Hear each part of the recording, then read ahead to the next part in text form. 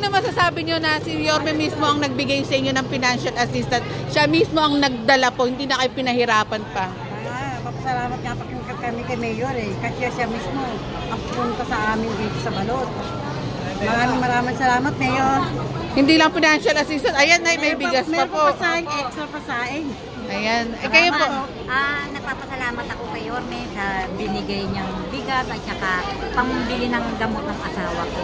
Kasi may barado yung mga ugat ng mga puso niya. Lahat ng ugat barado. Kaya gusto ko sana makarating ako sa ospital niya para magkaroon ng angiogram. Opo. Yun ang inaano ko kasi barado talaga yung puso. Papuntahan lang po kayo. Libre po yan. Kaya napapasalamat ako kay Mayor. Sana humaba pa yung buhay niya para marami siyang matulungan na kagaya namin. Opo.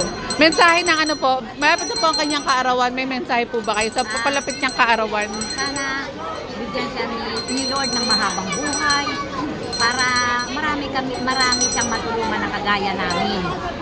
Yun ang pinag-ano ko. Dadasal po natin talaga. Na humaba pa yung buhay. Opo, dahil kailangan natin si Yorme po. Ang isang tulad ni Mayor ang kailangan natin. Maraming salamat po.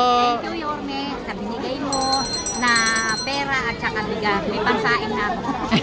Salamat, ma'am. Ingat po.